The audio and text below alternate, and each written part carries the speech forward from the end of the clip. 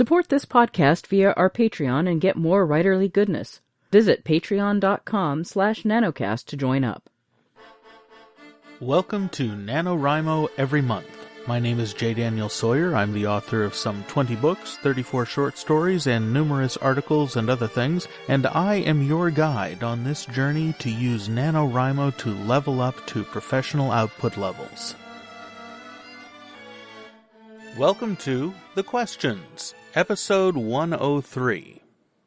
Well, today is a special episode, because other than that brief bit where Kitty Nakian broke in to correct my faulty linguistics recall the other day, this is the first episode where we have a guest. So far not planning to make this a regular thing, but I've gotten so many questions from you guys about dictation, several of which haven't even made it to air because I reached the limit of my expertise on this topic many moons ago.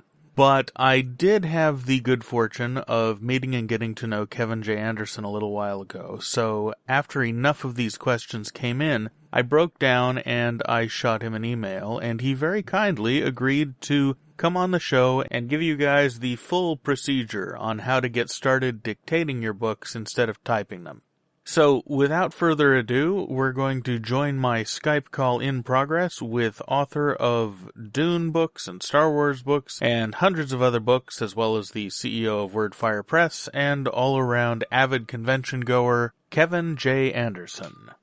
Well, I'll kind of do this in a free-form sort of circle-around kind of thing, that when I'm stuck on something or when I'm trying to think of plots or characters or things, I don't like to just sit at my desk and stare at the wall. I like to be moving and walking around and doing stuff. So I like to go out for a walk and just mull over my story.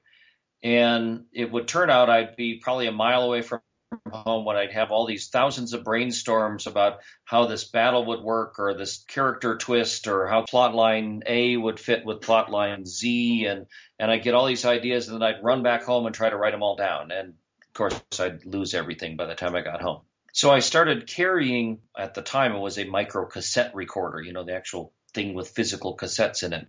And I would just go out for a walk and I'd use it for taking notes. I would brainstorm with myself and go, oh, and they could do this and they would do that. And then this person comes in it was a great way for me to just do notes. And I'm kind of recommending this as a place to start, because if you go out and just let yourself brainstorm and start talking about things, you can record it and use it for later on. One of my favorite ways is to do like character development. I'm just out for a walk and I'm going to deal with this character and I'll just talk about who he is and how old he is and what color his hair and eyes are and what's his personality like and what pets did he have as a kid and some tragic incident that happened when he was in high school and how he first met character number 5, and just sort of compile a biography. And you can easily do that because you're not feeling like the words that you're dictating are for anybody else but you.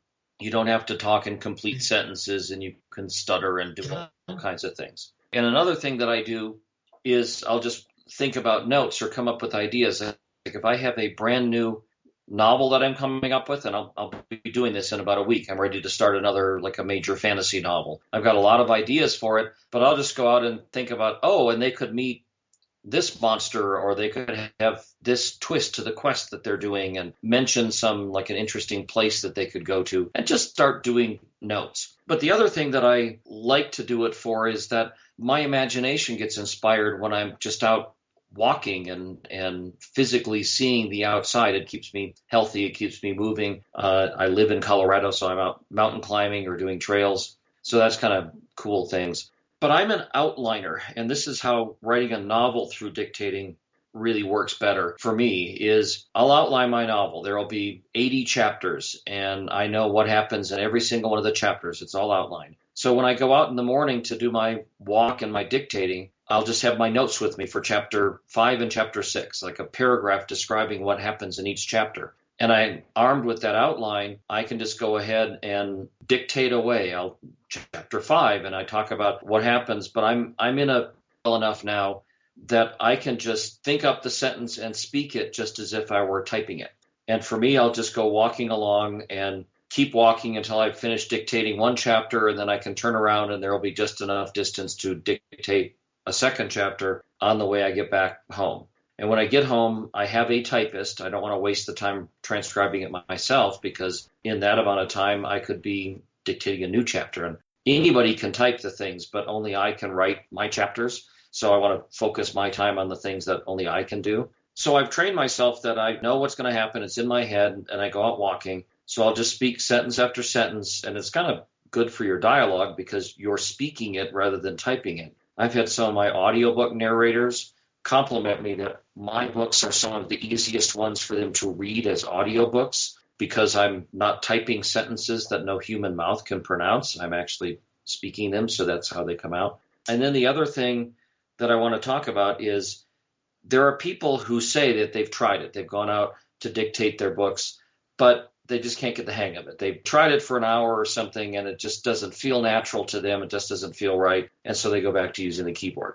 Well, first thing, if you sat down at a keyboard for the first time, you weren't typing 100 words a minute within the first hour. You had to learn how to do it. Typing is an actual skill that you've learned how to do, and dictating your sentences is the same kind of skill that you need to learn how to do. But the other point is, if you're saying that it's not natural, it doesn't feel natural to be speaking your sentences, well, human beings communicate by speaking. That's how we normally talk. And so in your head, what you're doing is, when you're typing it, you think up a sentence and you break that sentence down in its constituent words, and you break each of those words down into its individual letters. And then your brain sends signals to your fingers to move them around across this randomly spaced keyboard to touch the keys that correspond to those letters that will build up those words that will make that sentence appear on the screen.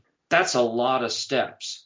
When you're actually dictating, you're thinking up the sentence and the words are coming right out of your mouth.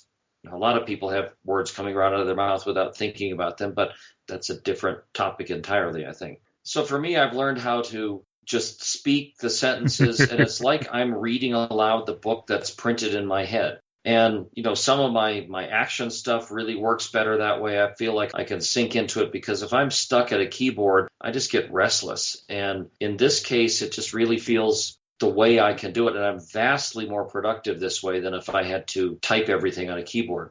My wife also does most of her dictating. Rebecca does her writing by dictating. And for her, it's not a choice. It's more enforced, because she's had 4 surgeries on her arms for carpal tunnel and cubital tunnel syndrome. And she's had nerves relocated because of repetitive motion injuries. So she's not supposed to spend that much time at a keyboard. So therefore, she has to use a recorder to dictate her stuff, because if she's actually typing a 60,000 word book, it's going to wreck up her arms like crazy. So she can't do it. So that's another reason for your health, and strictly for your health too, because if I'm out walking around, it means I don't have my butt in a chair all day long. I'm actually getting some exercise. So there is that too. So I've run out of things to say. Cool. That's very comprehensive. Every question I came up with along the way, you answered. So the other thing is, when I'm having a typist, I climb mountains, so there are times when, I'm on really steep parts of the mountains and I'm really slogging along. It's very hard to concentrate. I've had my typist once said that when she's doing some of those mountain climbing chapters, it feels like she's transcribing an obscene phone call because I'm panting so heavily all the time. But I don't know. The thing that I hate the most is when it comes back from my typist and then I have to do the first edit. So it's cleaning up the run-on sentences because I was distracted when I was walking, or sometimes if I'm out in a storm and there's high winds, then the typist couldn't hear some of the words and I'm supposed to recreate them, and trying to think of what word I used in a sentence that maybe I wrote 2 months ago. By the time that I get around to editing it, I can't remember what that word is. So you just have to be creative then. So that's probably all the stuff I can think of. I mean, that it does help with dialogue because you can speak like the characters would speak. When you're just typing it, I don't know, it just doesn't seem as clear. But when you're speaking it, you can think like the character and make it come out that way. I'm not telling everybody that they have to do it this way, but I get a little bit impatient when people say, yeah, I tried it for 10 minutes. It didn't work for me, so I'm going to stop. Right. How many things in the world can you do very well after 10 minutes? Well, but that is what I get comments on, and I would think if by that argument you would say I tried the keyboard for 10 minutes and decided to go back to handwriting my novels. Hey, by that argument, everyone would still be swimming on the floor like a 1-year-old. Well, that's true. So there is that.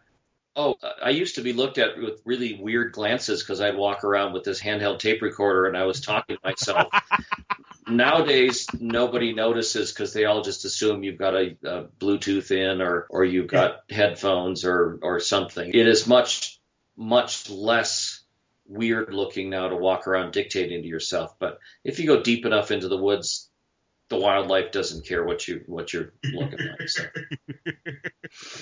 Well, does that cover it all for you? I think something like that covers it all. Thank you so much. All right. Well, I hope some people get a benefit out of it. Again, the thing that I would recommend starting is just go out and do some notes, do like some character sketches or just some plot ideas and brainstorm. And the thing is that you don't have to do any work to preserve the thoughts or the words. If you have to write them down, then you've got a pen and paper and that's a lot of work. And my brain always goes faster than my pen can anyway. Or if you have to type it, that requires some work. This way, you're just plain talking. And I know for a lot of people, talking isn't much work. Maybe that says something else about me too. But all right, I think that's all the wisdom that I can impart. Thank you so much. I'm glad we could do this by audio instead of typing because it'd be a real pain in the butt for me to type all this stuff up. There, we're circling back. Brilliant circle completion. Thank you so much, Kevin. I really appreciate it. So, those of you who were interested in how dictation works, now you know. Good luck implementing it yourself. Frankly, after hearing him talk about that, I'm more interested in it than I was before, so who knows, I may wind up dictating in a few years as well. I guess we'll see. Thanks for coming around, and I'll see you tomorrow. NaNoWriMo Every Month is written and presented by J. Daniel Sawyer and produced by Artistic Whispers Productions. Visit our website at NaNoWriMoEveryMonth.com and leave a tip in the tip jar or join the Patreon to support this podcast. NaNoWriMo Every Month is copyright 2016 by J. Daniel Sawyer and Artistic Whispers Productions and is released under a Creative Commons Non-Commercial Attribution No Derivatives license.